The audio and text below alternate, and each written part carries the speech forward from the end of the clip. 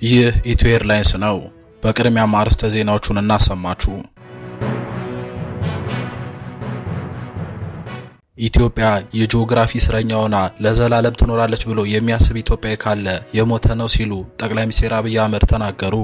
ጠቅላይ ሚኒስትሩ ኢትዮጵያን የቀይ ባህር በር ባለቤት የማድረግ ጉዳይ የግድ ነው ሲሉም አስደንጋጭ ንግግር አድርገዋል።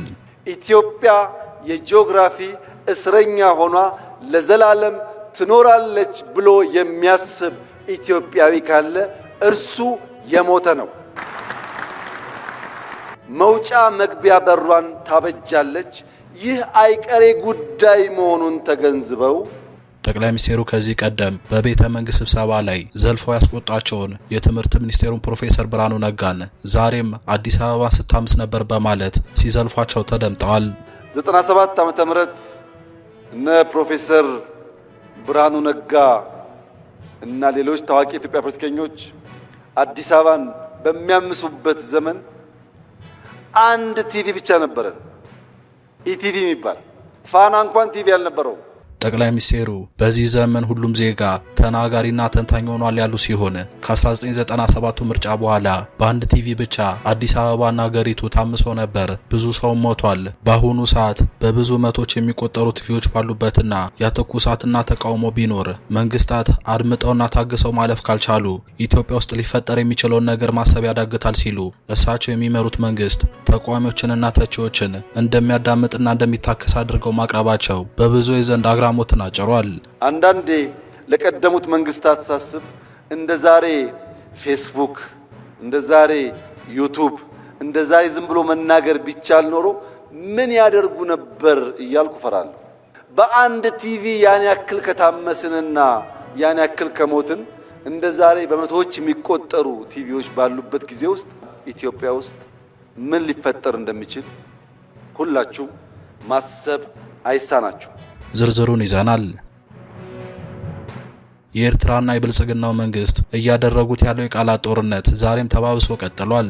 ጠቅላይ ሚኒስትር አብይ አህመድ ኢትዮጵያን የቀይ ባህር በር ባለቤት የማድረግ ጉዳይ የግድ ነው ሲሉ በዛሬው ዕለት አስደንጋጭ ንግግር ያደረጉ ሲሆን የኤርትራው መንግስት በበኩሉ ውጤቱ የማያምርና ለከንቱ ልፋት የሚዳረግ ጉዞ ነው ሲል የብልጽግናው መንግስት አካሄድ ተችቷል።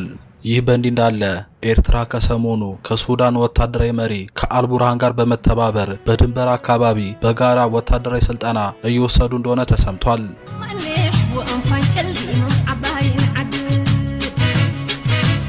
ሌላኛው መረጃችን ነው። በእስር ላይ ስለሚገኙት አቶ ክርስቲያን ታደለ አስደንጋጭ መረጃ ተሰምቷል።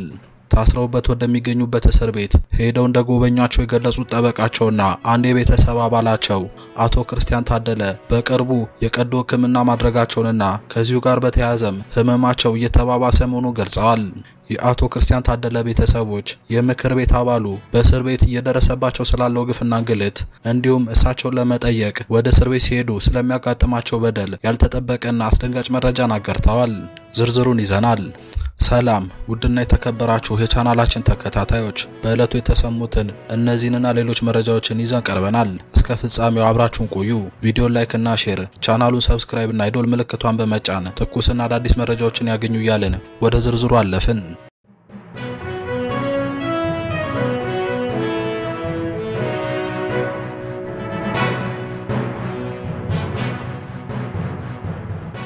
በመጀመሪያም ኢትዮጵያ የጂኦግራፊ እስረኛ ሆና ለዘላለም ትኖራለች ብሎ የሚያስብ ኢትዮጵያዊ ካለ የሞተ ነው ሲሉ ጠቅላይ ሚኒስትር አብይ አህመድ ተናገሩ።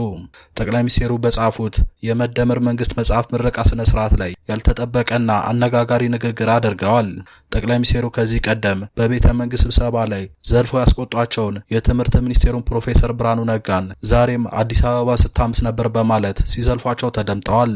ጠቅላይ ሚኒስትር አብይ አህመድ ኢትዮጵያን የቀይ ባህር በር ባለቤት የማድረግ ጉዳይ የግድ ነው ሲሉ የተደመጡ ሲሆን ኢትዮጵያ ህጋዊ በሆነ መንገድ የባህር በር አማራጭ እንዴት ታገኝ በሚሉ ሀሳቦች ዙሪያ ላለፉት 5 ዓመታት ብዙ ጥረቶችን ስናባብልም ቆይተናል። ነገር ግን ይህ ሊያሳካው አልቻለም ሲሉ አንስተዋል። የባህር በርን የማግኘት መብትና ሁኔታ በህጋዊ መንገድ መኖሩን መረዳት የሁሉም ኢትዮጵያዊ ድርሻ ነው። ይህንን ሁሉም ዜጋ መቀበልና ለዚህም ዝግጁ መሆን የግድ ነው ሲሉ ማክለው ተናግረዋል። ኢትዮጵያም መውጫ መግቢያ በሯን ታበጃለች። ይህ ጉዳይ የማይቀር ነው ያሉት ጠቅላይ ሚኒስቴሩ ይህ ሲሳካ ምናልባት እኛን ልንኖር እንችላለን፣ ነገር ግን ልጆቻችን በተዘጋ ሀገር ውስጥ የሚኖሩ ድሃ ሳይሆኑ የታሪክ ሰሪ ልጆች ሆነው ከራሳቸው አልፈው ሌሎች ሀገራትን የሚያገዙ ይሆናሉ ብለዋል። ጠቅላይ ሚኒስቴሩ በዚህ ዘመን ሁሉም ዜጋ ተናጋሪና ተንታኝ ሆኗል ያሉ ሲሆን በቀደሙት መንግስታት እንደ ዛሬ ፌስቡክ፣ ዩቲዩብ እና ሌሎች የማህበራዊ ሚዲያዎች ቢኖሩት ኖሮ ምን ያደርጉ ነበር በማለት የሰጡት መልስ አነጋጋሪ ሆኗል። ጠቅላይ ሚኒስቴሩ ቀጥለው ከ1997 ምርጫ በኋላ የአሁኑ የትምህርት ሚኒስቴር ፕሮፌሰር ብርሃኑ ነጋና ሌሎች ፖለቲከኞች አዲስ አበባን አምሰው ነበር ያሉ ሲሆን በሰዓቱም ኢትዮጵያ የነበራት አንድ የቲቪ ቻናል ብቻ ነበር። በአንድ ቲቪ ያንን ያክል ከታመስንና ከሞትን በአሁኑ ሰዓት በብዙ መቶዎች የሚቆጠሩ ቲቪዎች ባሉበትና ያ ትኩሳትና ተቃውሞ ቢኖር መንግስታት ያንን የመቋቋም አቅም ኖሯቸው አድምጠውና ታግሰው ማለፍ ካልቻሉ ኢትዮጵያ ውስጥ ሊፈጠር የሚችለውን ነገር ማሰብ ያዳግታል ሲሉ እሳቸው የሚመሩት መንግስት ተቃዋሚዎችንና ተቺዎችን እንደሚያዳምጥና እንደሚታገስ አድርገው ማቅረባቸው በብዙዎች ዘንድ አግራሞትን አጭሯል። አንዳንዴ ለቀደሙት መንግስታት ሳስብ እንደ ዛሬ ፌስቡክ፣ እንደ ዛሬ ዩቲዩብ፣ እንደ ዛሬ ዝም ብሎ መናገር ቢቻል ኖሮ ምን ያደርጉ ነበር እያልኩ ፈራለሁ። ምክንያቱም 97 ዓመተ ምህረት እነ ፕሮፌሰር ብርሃኑ ነጋ እና ሌሎች ታዋቂ የኢትዮጵያ ፖለቲከኞች አዲስ አበባን በሚያምሱበት ዘመን አንድ ቲቪ ብቻ ነበረን፣ ኢቲቪ የሚባል ፋና እንኳን ቲቪ አልነበረውም፣ ኢሳት አልነበረም። በአንድ ቲቪ ያን ያክል ከታመስንና ያን ያክል ከሞትን እንደ ዛሬ በመቶዎች የሚቆጠሩ ቲቪዎች ባሉበት ጊዜ ውስጥ ያ ትኩሳት ቢኖር መንግስታት ሾክ አብዘርቨር ኖሯቸው በትዕግስት ለማድመጥና ለማለፍ ካልቻሉ ኢትዮጵያ ውስጥ ምን ሊፈጠር እንደሚችል ሁላችሁም ማሰብ አይሳናችሁ። ጠቅላይ ሚኒስቴሩ አክለውም የብልጽግናው መንግስት ተቃውሞና ትችትን በትዕግስት የሚያልፈው እልህ ወኔና ቁጣ ጠፍቶ ሳይሆን የሚያጓጓ ራዕይ ስላለን እኛ ስንረገጥ በትዕግስት ብናልፉ ይሻላል የሚል ምርጫ ስለወሰድን ነው ሲሉም ያልተጠበቀና አነጋጋሪ ንግግር አድርገዋል። ይህ የጠቅላይ ሚኒስቴሩ ንግግር ዓለም አቀፉ ጋዜጣ ቢቢሲ በኢትዮጵያ ውስጥ ተቃዋሚ ፖለቲከኞች፣ የመብት ተከራካሪዎች፣ ጋዜጠኞችና ተራ ዜጎች የጸጥታ የለን በሚሉ ታጣቂዎች ነገር ግን የህግ ስርዓትን ባልተከተለ ሁኔታ ከቤታቸው ከሥራ ቦታቸውና ከመንገድ ላይ ታፍነው መወሰዳቸው ፍርሃትና ግራ መጋባትን ፈጥሯል ባለለት ነው። የፖሊስና የመከላከያ ደንብ ልብስ ወይም ሲቪል በለበሱ ሰዎች የሚፈጸመው አስገድዶ የመሰወር ክስተት የተደጋገመ ከመሆኑ በተጨማሪ የሚመለከታቸው የጸጥታ አካላትም የማያውቁት መሆኑን የበለጠ አሳሳቢ ያደርጓል ሲል በዛሬው ዕለት ቢቢሲ ያስነበቧል። በእስር ላይ ያሉት አቶ ክርስቲያን ታደለ በጠና መታመማቸውን ቤተሰቦቻቸውና ጠበቆቻቸው ተናገሩ። ሰኞ ዕለት ታስረውበት ወደሚገኙበት የቂሊንጦ ማረሚያ ቤት ሄደው እንደጎበኟቸው የገለጹት ጠበቃ ሰለሞን ገዛኸኝ አቶ ክርስቲያን በቅርቡ ቀዶ ሕክምና ከማድረጋቸው ጋር በተያያዘ ህመማቸው እየተባባሰ መምጣቱን ገልጸዋል። የአቶ ክርስቲያን ታደለ አንድ የቤተሰብ አባልም አቶ ክርስቲያን ታደለ ከወራት በፊት በመቅረዝ ሆስፒታል ቀዶ ሕክምና ማድረጋቸውንና በቂ ክትትል ሳይደረግላቸው ወደ ማረሚያ ቤት እንዲመለሱ መደረጋቸው አሁን ላሉበት ሁኔታ እንዳበቃቸው ተናግረዋል። አቶ ክርስቲያን ታደለ የአማራ ብሔራዊ ንቅናቄ አብንን ወክለው የህዝብ ተወካዮች ምክር ቤት አባል እንዲሁም በምክር ቤቱ የመንግስት ወጪ አስተዳደርና ቁጥጥር ጉዳዮች ቋሚ ኮሚቴ ሰብሳቢ ነበሩ። በአማራ ክልል የተፈጠረውን የጸጥታ መደፍረስ ተከትሎ የአስቸኳይ ጊዜ አዋጅ ከተደነገገ በኋላ በቁጥጥር ስር ያሉት አቶ ክርስቲያን ታደለ በእስር ላይ ያሉ ያለመከሰስ መብታቸው ተነስቶ ላለፉት 2 ዓመታት በእስር ላይ ይገኛሉ። ፍርድ ቤቶች ለእረፍት ዝግ በመሆናቸው ብዙም እንደማይገናኙ የተናገሩት ጠበቃቸው ደህና አለመሆናቸውን ከሰሙ በኋላ ወደ ማረሚያ ቤቱ ሄደው አቶ ክርስቲያንን ባገኛቸው ጊዜ በእጅጉ ታመውና ደክመው መመልከታቸውን ለቢቢሲ ተናግረዋል። ጠበቃው አክለውም ቀዶ ሕክምና ካደረጉ በኋላ ክትትልና ምግብን ጨምሮ አስፈላጊውን እንክብካቤ በተገቢ ሁኔታ ለማግኘታቸው በጤና ሁኔታቸው ላይ ተጽዕኖ እንዳለው አመላክተዋል። ስማቸው እንዲጠቀስ ያልፈለጉ የአቶ ክርስቲያን ታደለ ቤተሰብ አባል ለአቶ ክርስቲያን በሕክምናም ሆነ በፍርድ ቤት የተፈቀደላቸውን ለህመማቸው ተስማሚ የሆኑ ምግቦችን ማስገባት እንዳልተፈቀደላቸውና ከአንድም 2-3 ምግብ ማቅረብ ሳይችሉ መመለሳቸውን ገልጸዋል። ከዚህ ባሻገር አቶ ክርስቲያንን ጨምሮ በሽብር ተከሰው ማረሚያ ቤት የሚገኙትን የምክር ቤት አባላት ለመጠየቅ ወደ ማረሚያ ቤቱ በሚያመሩበት ወቅት እንግልትና መጉላላት ይደርስብናል ብለዋል። አቶ ክርስቲያን ከወራት በፊት ቀዶ ሕክምና ተደርጎላቸው እንደነበር ቤተሰቦቻቸውና ጠበቆቻቸው የገለጹ ሲሆን በወቅቱ በተገቢ ሁኔታ ክትትል አግኝተው ሳያገግሙ ወደ እስር ቤት እንዲመለሱ ተደርጓል ሲሉ ቤተሰቦቻቸው ቅሬታ አሰምተው ነበር።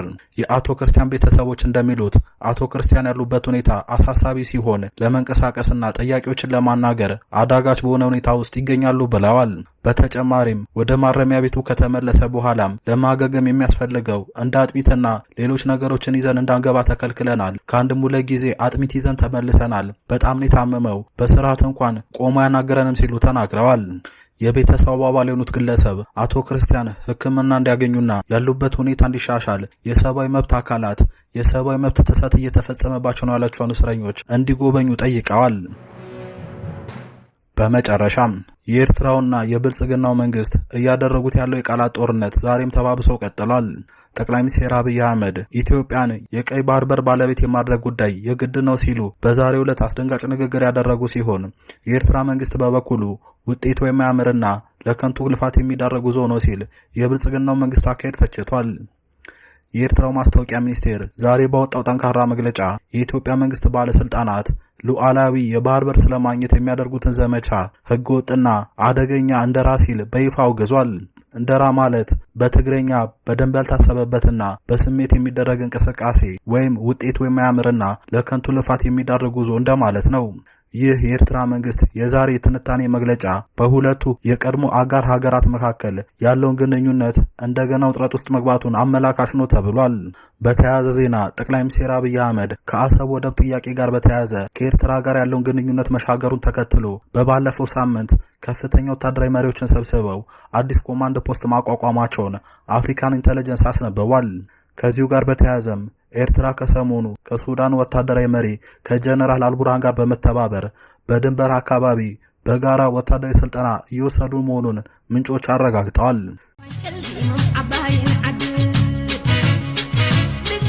ክቡራን ተመልካቾች ለአሁን ያዝናቸው መረጃዎች በዚህ ያበቁ። ቪዲዮ ላይክ እና ሼር፣ ቻናሉን ሰብስክራይብ እና አይዶል ምልክቷን በመጫን ትኩስና አዳዲስ መረጃዎችን ያገኙ እያልን ተሰናበትን።